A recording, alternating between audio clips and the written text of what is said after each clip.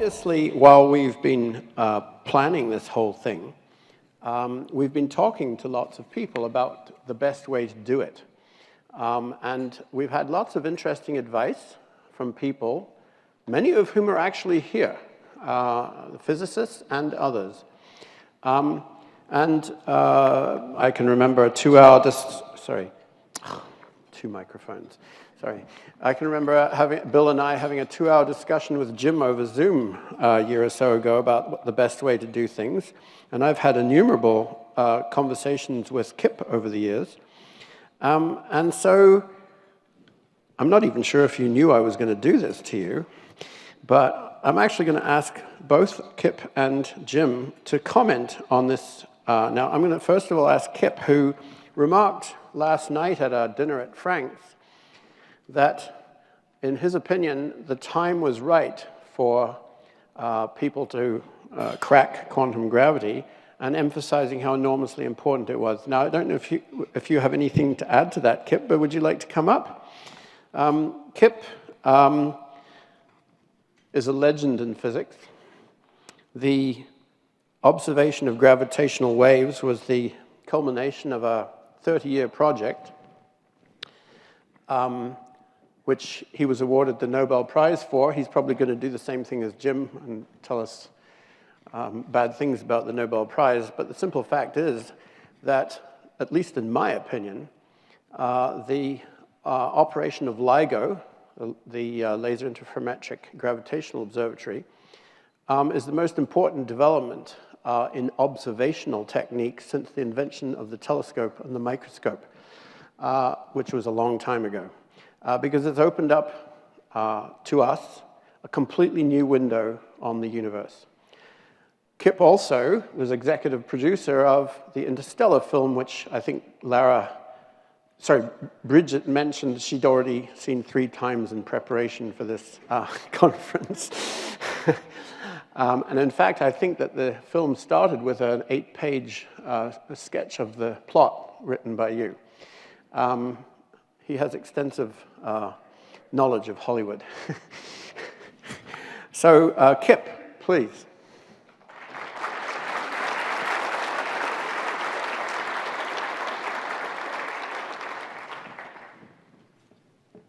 When the actual filming of the movie Interstellar was about to start, I had a meeting with Anne Hathaway, who is the actress who was playing the Amelia Brand, the daughter of the theoretical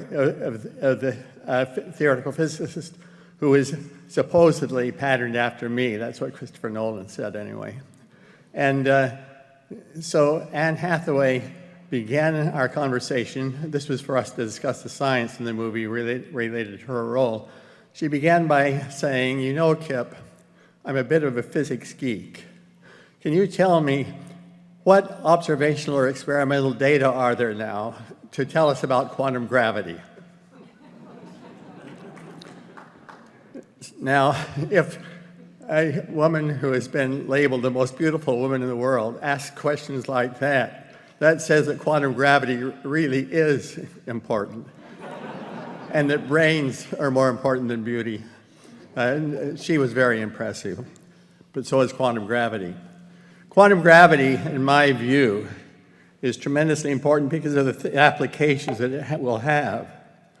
It controls the birth of the universe, as there was some discussion of this morning. It controls the Big Bang singularity, in particular, the birth of the universe. It controls what came out of the Big Bang. It controls the cores of black holes, singularities in the cores of black holes, which were predicted to definitely exist, shown using general relativity to definitely exist by Roger Penrose. It controls naked singularities, if such do exist in our universe. As I will discuss later this afternoon, Stephen Hawking and I came to believe that it controls whether or not a ultimately advanced civilization can make time machines. It controls the structure of space on very, very small length scales, whatever that may be, and the structure of time on very, very small time scales. And so it really, the payoffs in terms of applications are going to be enormous. And why now? Well, I think that the key to pulling this off, understanding quantum gravity, is going to be a combination of the observation, experiment, and theory. And there's been an enormous amount of effort on theory up until now. And we're on the verge of having observational data relevant to it. We already had a little bit of discussion this morning of polarization of the cosmic microwave background. Polarization put onto the microwave background by primordial gravitational waves.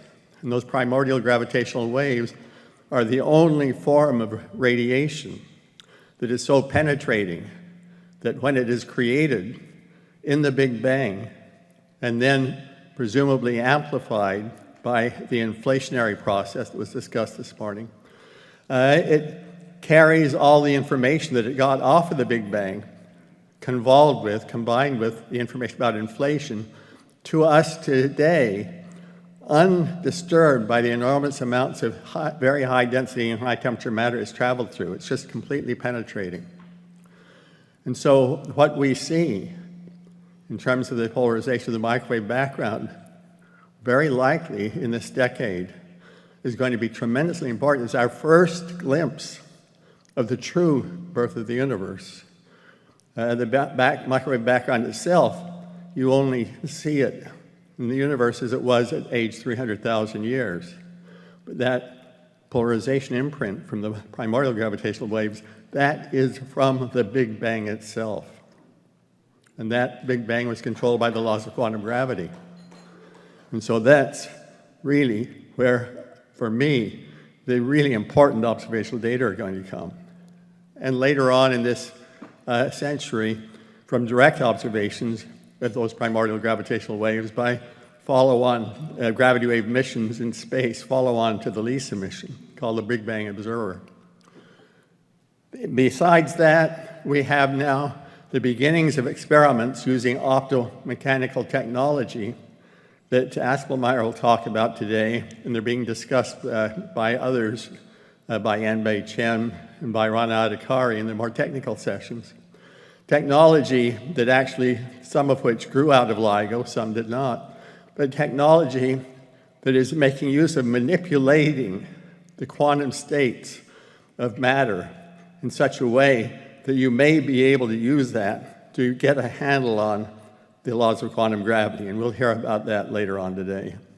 And so this is a time when you have, both in cosmological observations but also in laboratory experiments, the possibility to actually bring to bear observations of how the universe behaves together with the theory and enable what I hope and think is likely to be major progress on the laws of quantum gravity in the coming several decades.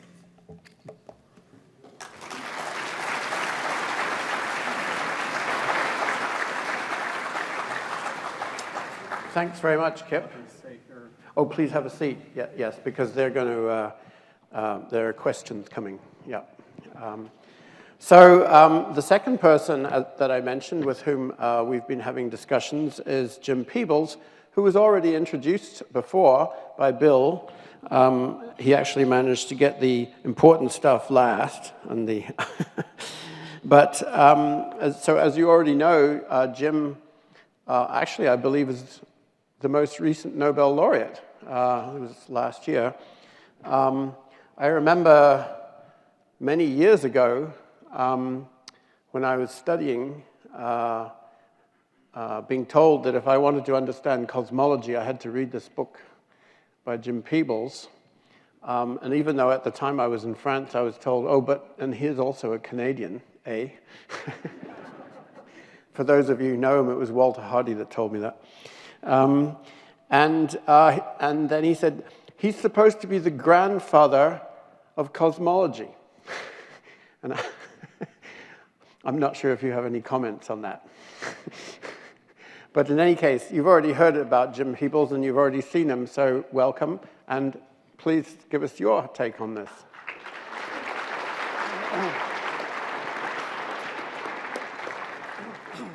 You know, it's a little disturbing to consider that I am the grandfather of cosmology. I'm the oldest living exponent of this discipline.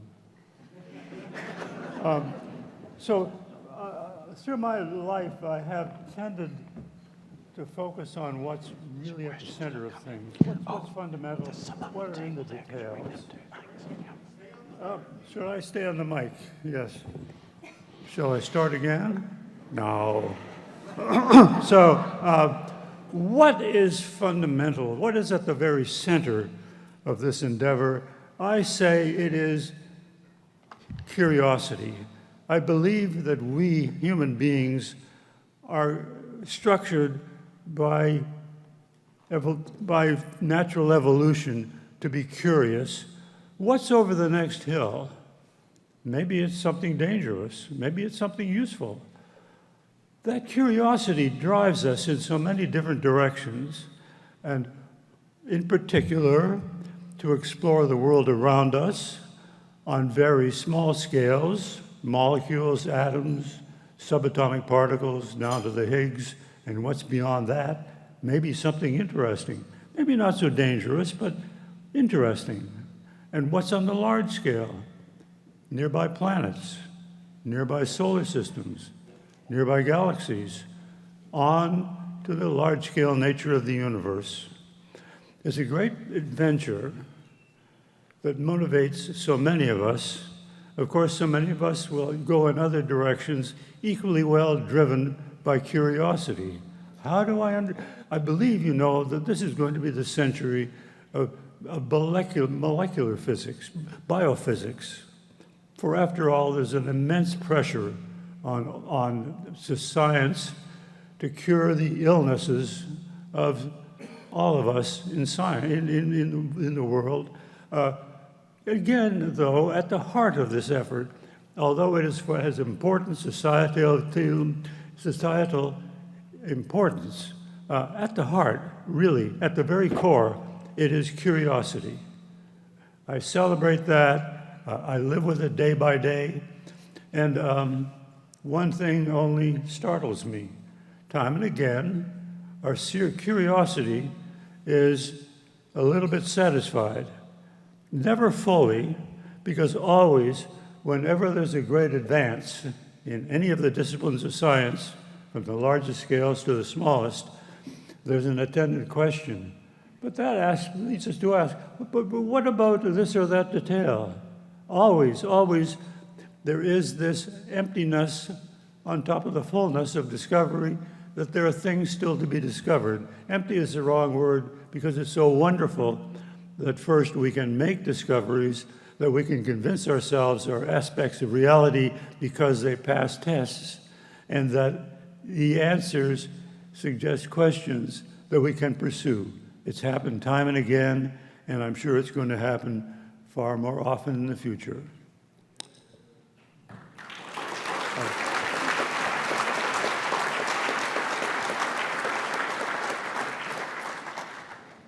More? I have a mic here, yes. We have mics, yeah. What number is your microphone? 3. Okay. 2. So as I think people are starting to realize, the way we're doing question sessions here in order to keep things organized is people submit them by writing them down on a table over on the far side of the room there. So I have a whole bunch of questions here that people have put to Kip and Jim. So here's the first one. If we could cross the event horizon and touch the singularity, would it be solid or something else? In other words, what else? And how big is it? I suspect that question is for you, Kip. I mean, there are things in Interstellar that perhaps... Well, I think really Roger Penrose should be here to address this, but he's not. So he's not. So let me just make first remark that black holes themselves are made from warped space and warped time, and not from matter. And similarly, the singularity is some very extreme version of warped space and time. As you approach it, and when you reach its core, we don't know what it is, because it's controlled by the laws of quantum gravity, and we don't really know those laws in any firm sort of a way.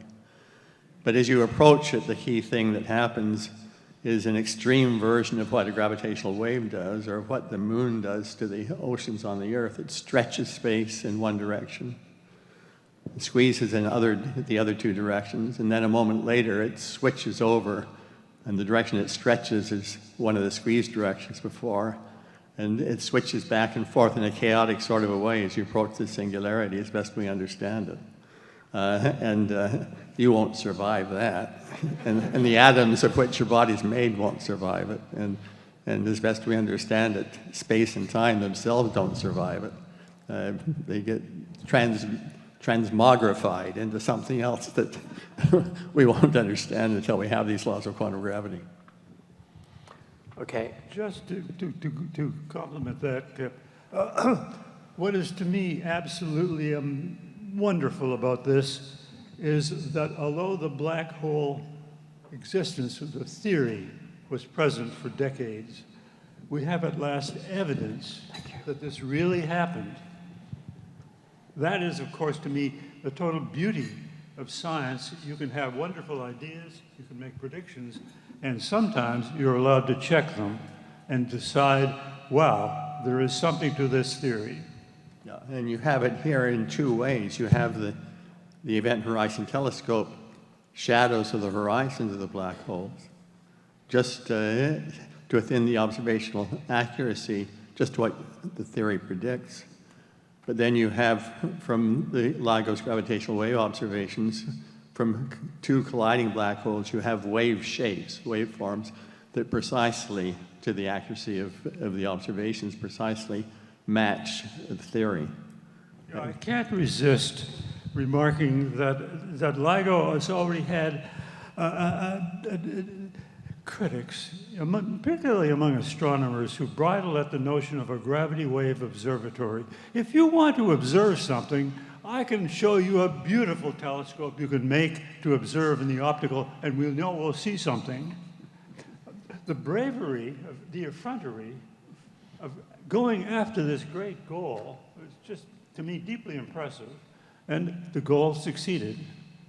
It succeeded thanks to 1,000 scientists and engineers working together in a collaborative sort of way. And so let me just remark about Nobel Prizes.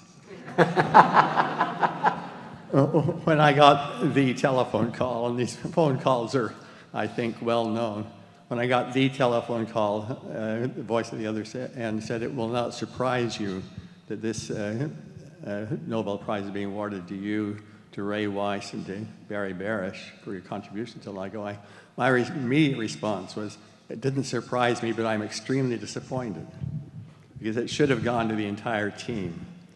And indeed, that's the key thing. Collaboration on many pieces of science, and certainly here, the Higgs boson and many other places, collaboration is the only way that something can succeed, and it requires multiple talents all working together in a very effective way to pull it off. And that's what LIGO was.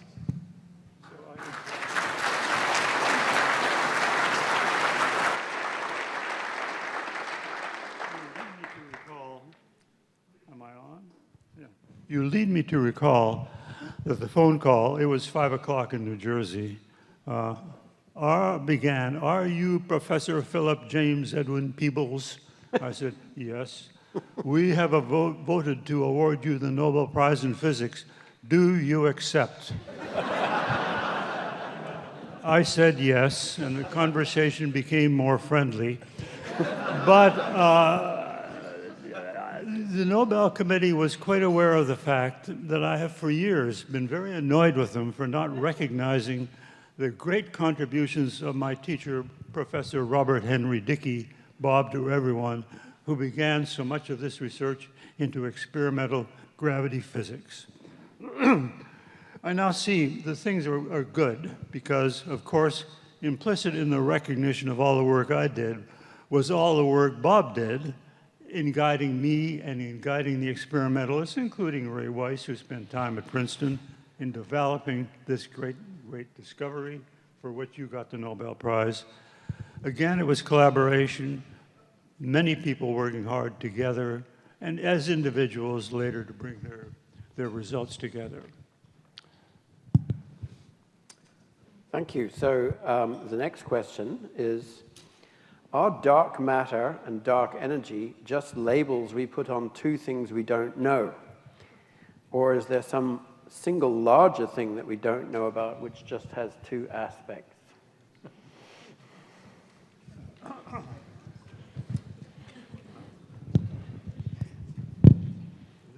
This is a question I often ask myself at dull moments. 3 o'clock, I can't sleep. Oh gosh. But no, the situation is, I think, very clear.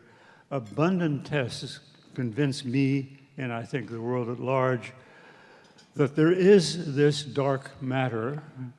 Its properties are not very tightly constrained, very mysterious, but the abundance of evidence that it is present is so great that I think it's almost a sure bet, as good a bet as you can make, that it's present.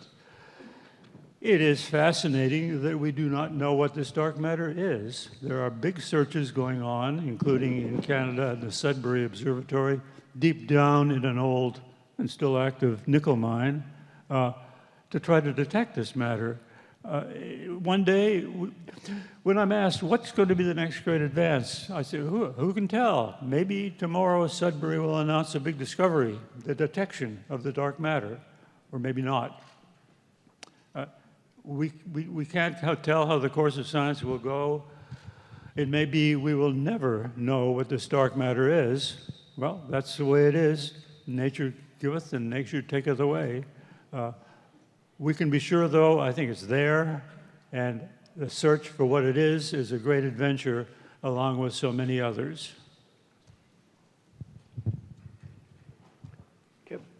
Well, I just remarked that dark matter and dark energy are just names. The key thing is that there are observed properties of these things. And the question does ask whether there's something more fundamental, of which these are two different aspects we don't know. As Jim says, it's kind of a question that one asks oneself, but we don't know how to answer it just yet. But they have certain properties that are unequivocal, and the hope is that you continue to flesh out those properties through further observations, and that suddenly at some point it all clicks and we understand. And let's just bear in mind, physicists are often very arrogant, saying, you can't invent a perpetual motion machine, it's been theoretically proved. But of course it hasn't been proved. It's also only been shown to be true to a spectacular degree of accuracy. All of our physical theories are approximations. Some are wonderfully good approximations, but they're all open-ended, open to improvement. And of course, how dark matter and dark energy will fit into a deeper theory, discovering it is a great adventure. Who knows how it will turn out? Okay. So the next question is, some physicists start at cosmological scales, then peer into the Big Bang. Some of them start at our scale from quantum mechanical laws. Do the approaches trade off or complement each other, and which is the one that is most important for quantum gravity?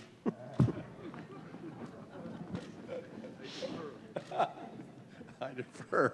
I came first. Well, I would say you can't say which is more important. They're probably both going to be of great importance. We're desperate for observational and experimental data that are relevant to quantum gravity.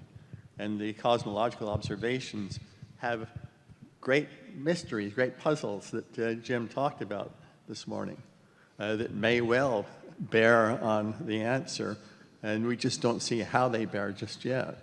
The things related to singularities, and the Big Bang singularity particularly, almost certainly are tied into quantum gravity. And as I've mentioned, the gravitational waves from the Big Bang will tell us about that.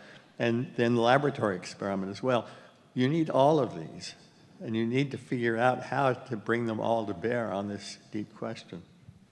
Let us bear in mind the great gift we are passing on to young people who are interested in doing curiosity-driven research in physical science. We are leaving you with lots of deep puzzles. Well, and with a number of ideas as to how to approach them. Some of which may even be right. We hope.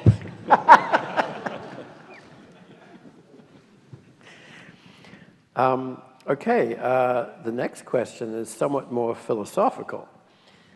Do physics laws exist by themselves and wait to be discovered by humans, or do human minds invent them and use them as a framework or tool to describe natural phenomena?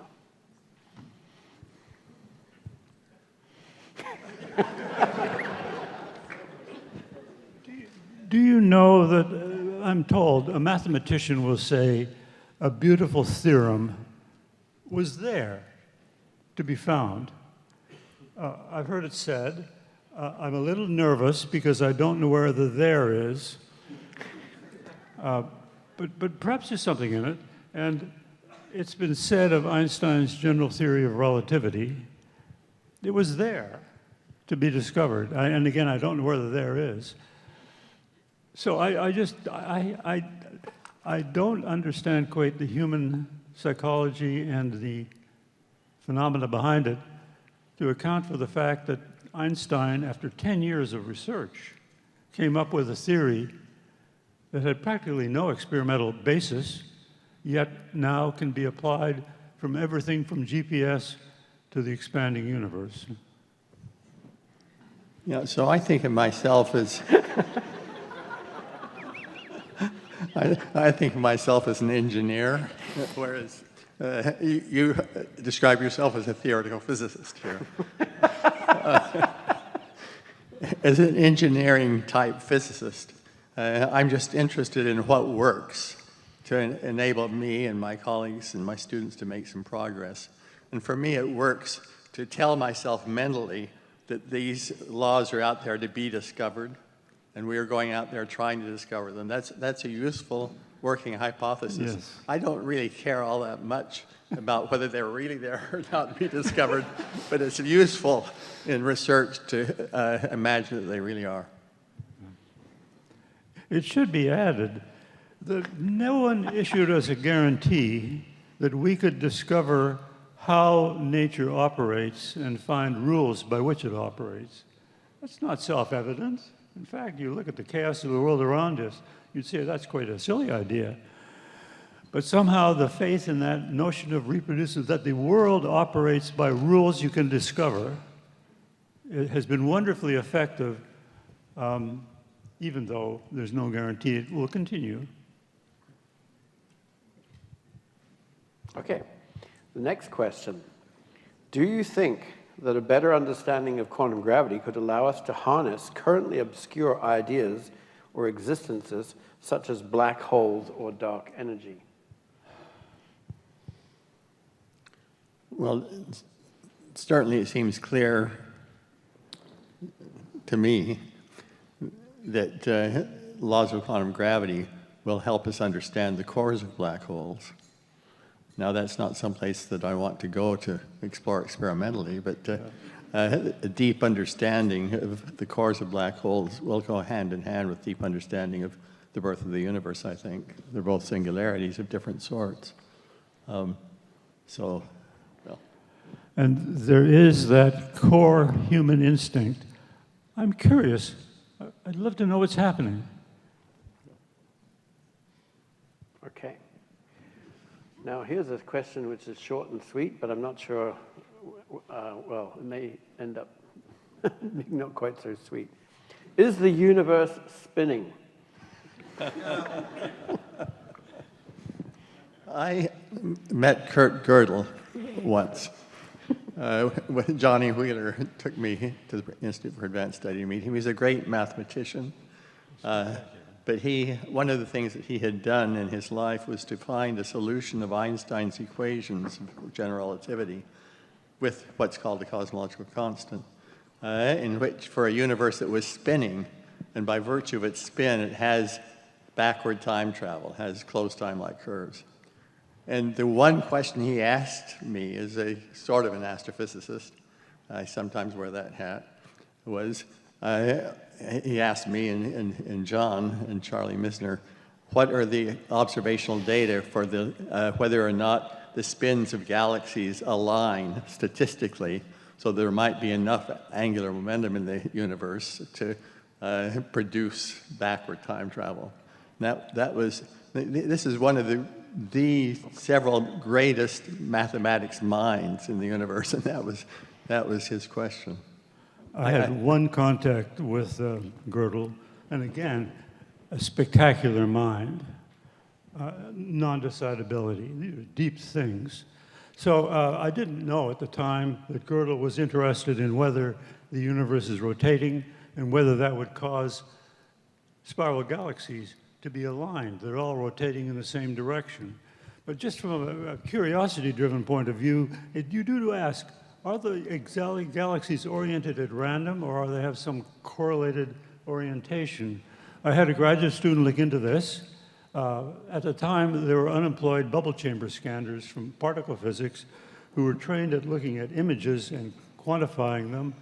Let's take photographic images that are available and ask these observers to measure the orientation of each galaxy. Then we apply some statistics to discover whether the orientations are at all correlated. Turns out they're as random as you can imagine, apart from near clusters of galaxies. Anyway, as Dan Hawley was presenting me with his PhD thesis on this great experiment and a demonstration that, as far as he could tell, with very good statistics, galaxy orientations are random, John Wheeler happened to be in my office and he said, oh, Gödel would be fascinated.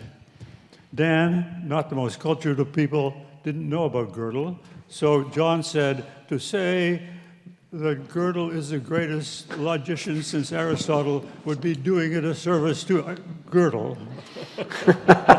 Dan, being suitably primed, he picked up my telephone, called the Institute, and got Gödel on the line.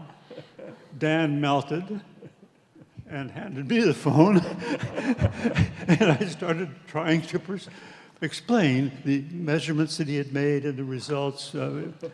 We were not communicating. That was my experience with Gödel. Memorable person. Thank you. I guess the answer to the question is no.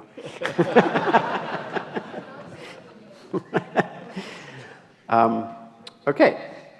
This one is for both of you. There are two questions. I'm going to ask them one at a time. The first question is, what meaning does studying the universe give your life?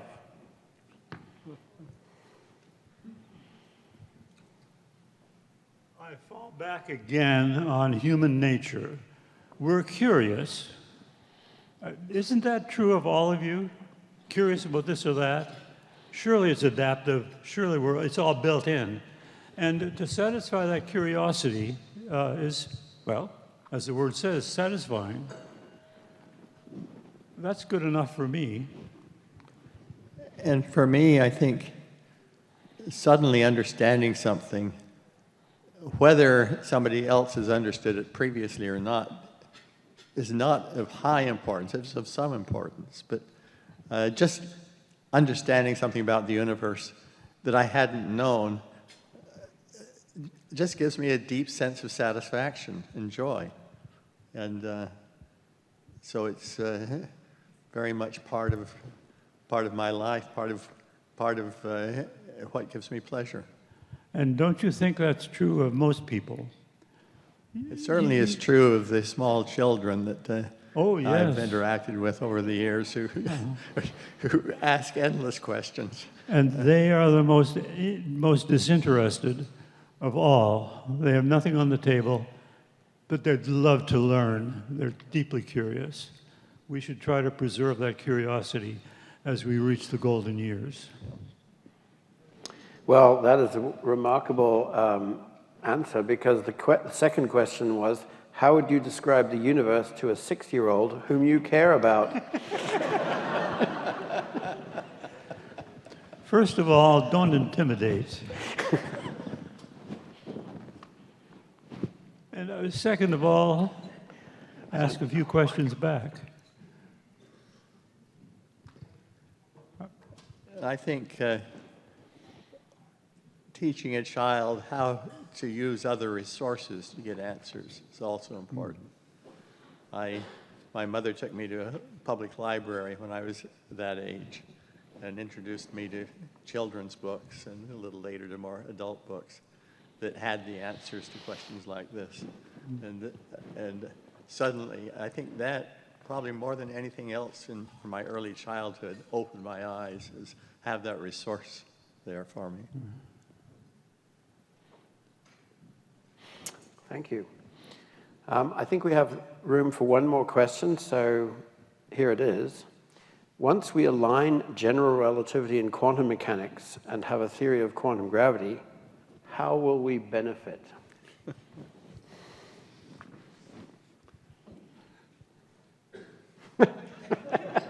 I fall back on my standard answer. Wow, isn't that interesting?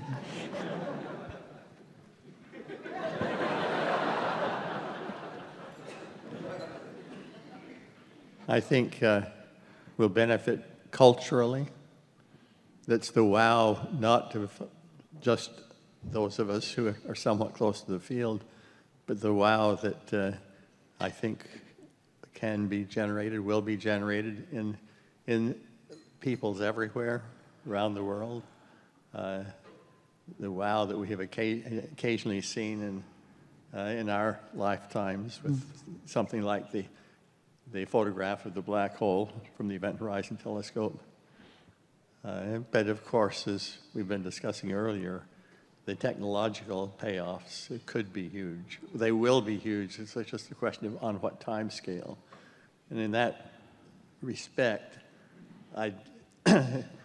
if you look at Einstein's major contributions to science, ranging from general relativity in quantum theory and statistical mechanics and so forth, by and large, he made predictions where you didn't have the technology to really test them very well for about 50 years. But then by 75 years, it was starting to affect ordinary technology, and by 100 years, it's all over the place in technology. And so that was the time scale for the things that Einstein did, 50 years to begin to see the effects technologically, by 100 years, ubiquitous. So I don't know what the time scale will be here. it's well to mention this payoff, unintended payoff. And there is a story we like to exchange among ourselves. Faraday, one of the pioneers in discovering electromagnetism, showing the Queen of England, is that right? These experiments that he's been doing. And the Queen said, well, all very well, Mr. Faraday, but what use is it? And he is said to have declared, I do not know what the use will be, but I am sure you will tax it.